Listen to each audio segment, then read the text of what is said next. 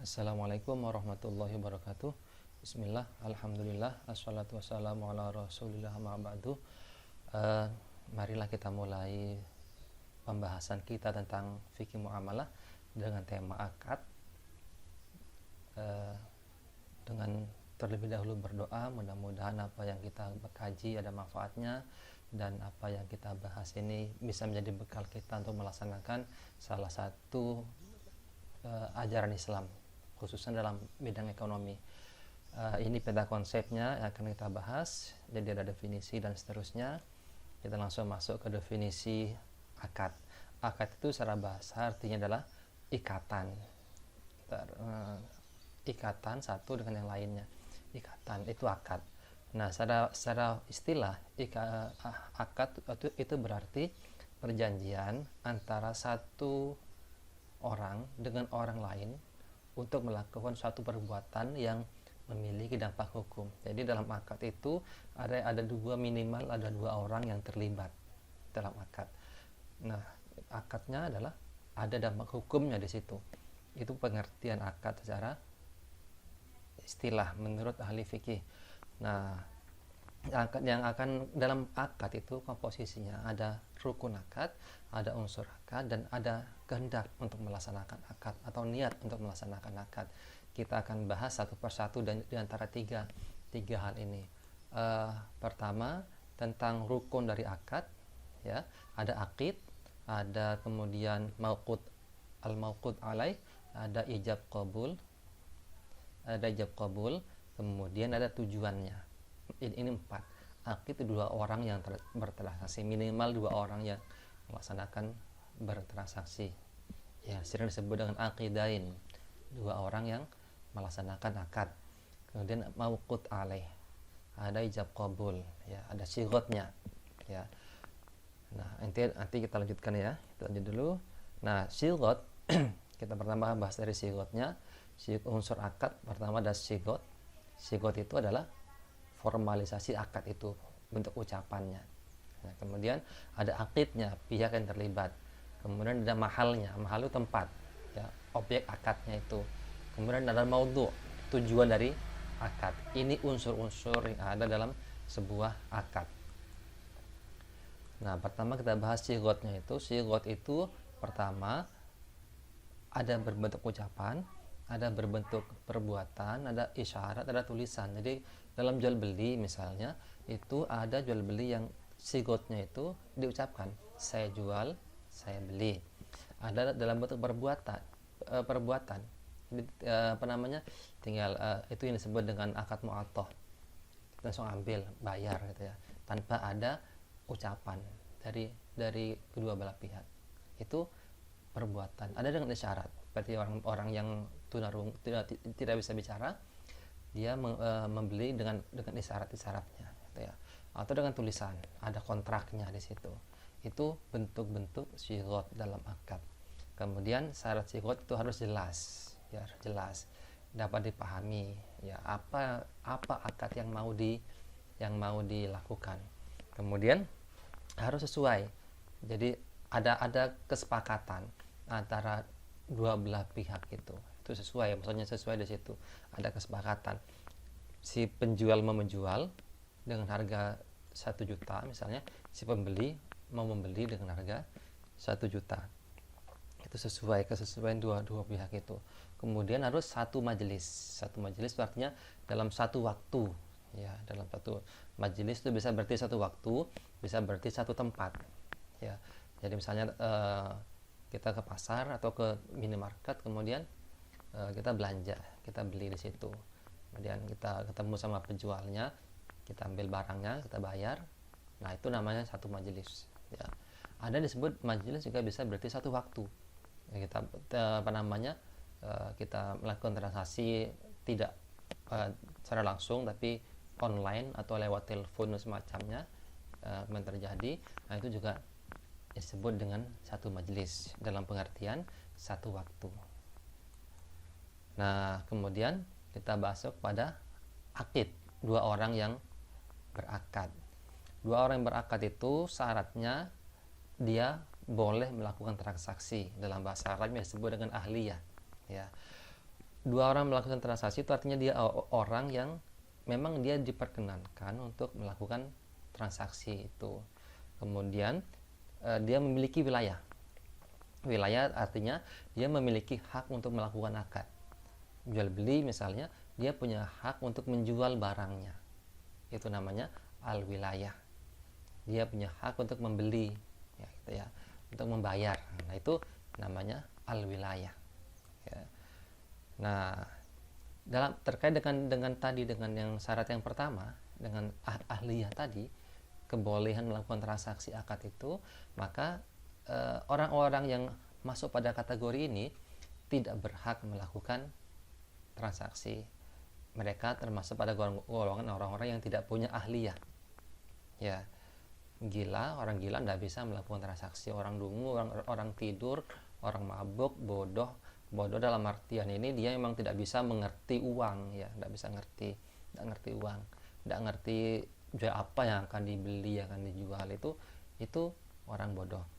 Orang pailit itu artinya orang yang sudah kena diputuskan oleh pemerintah, dia tidak boleh melakukan transaksi. Pailit, ya. Bangkrut itu termasuk orang yang hilang ahliyahnya, ya. Sakit parah gitu ya, itu juga tidak boleh. Sudah sakit parah yang di sini yang dimaksud adalah sakit parah yang menyebabkan seorang yang punya potensi besar akan meninggal dunia. Ya.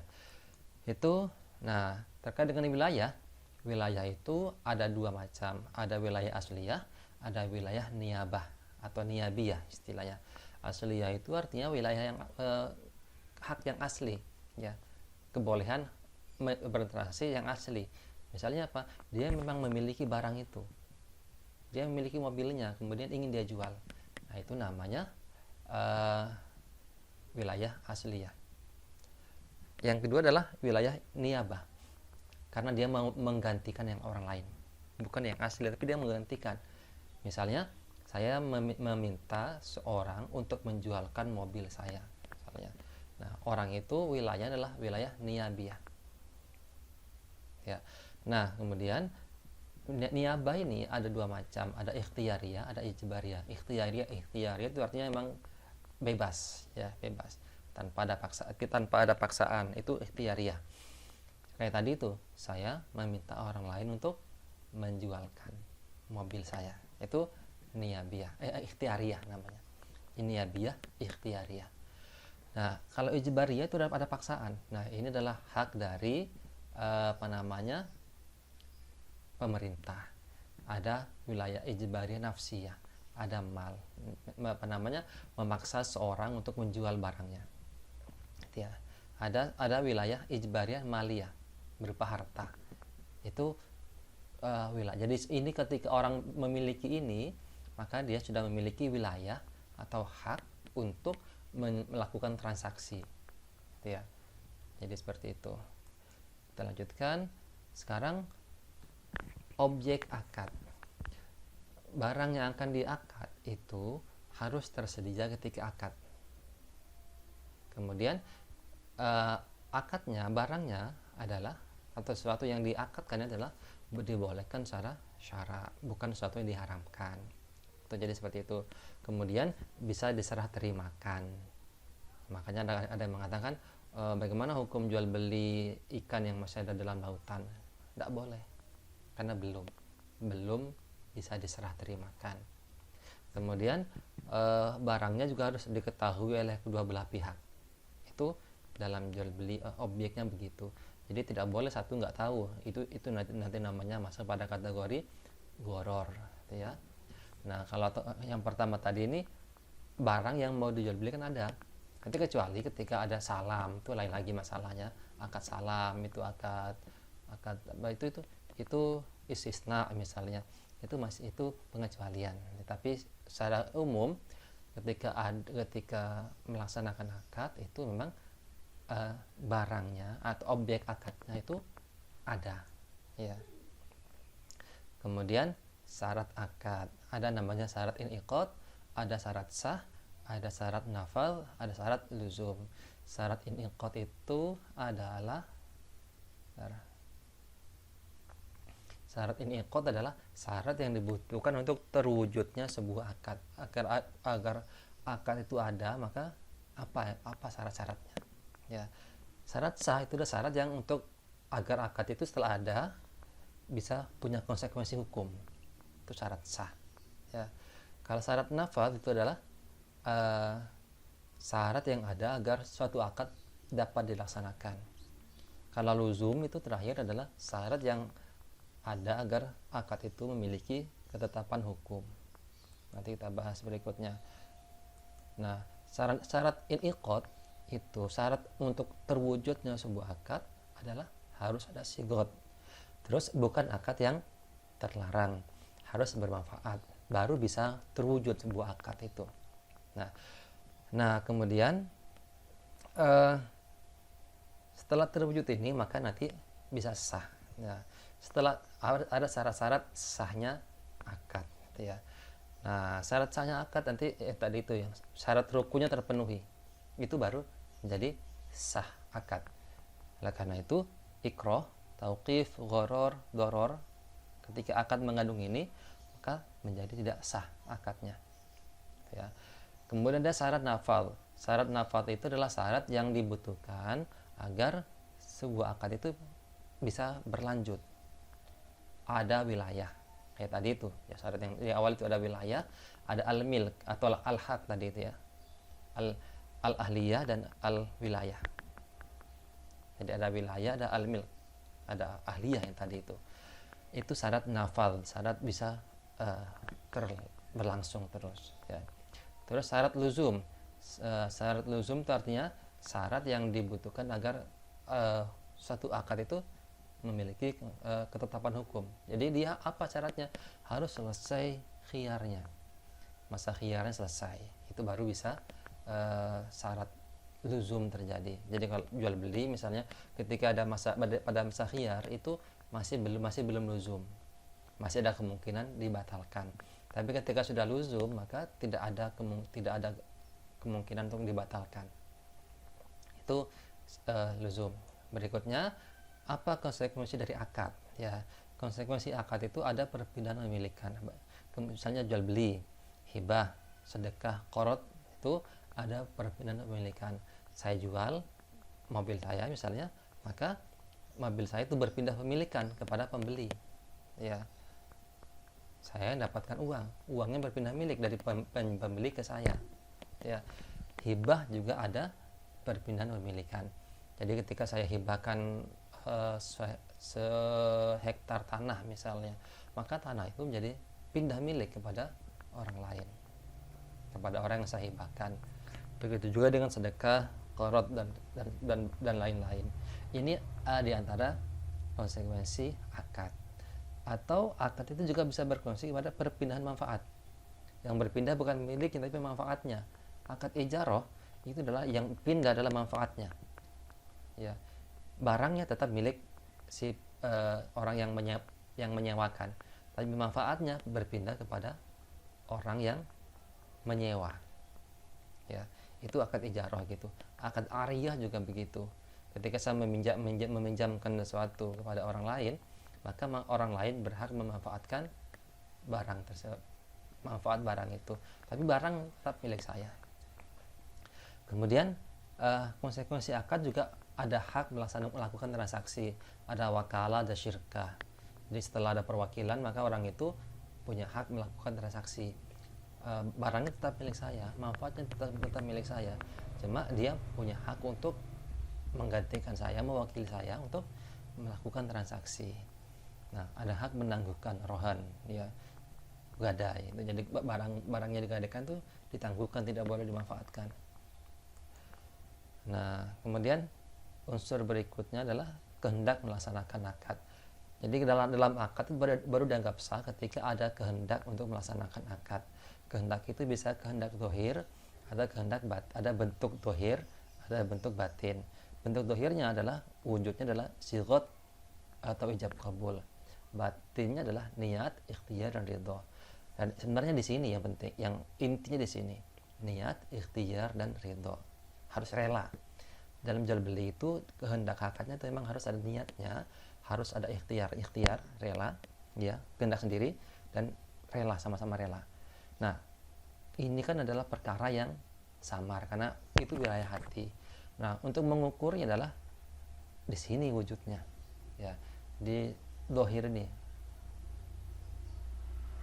Kalau ada sigotnya, maka sudah dianggap itu sudah ikhtiar.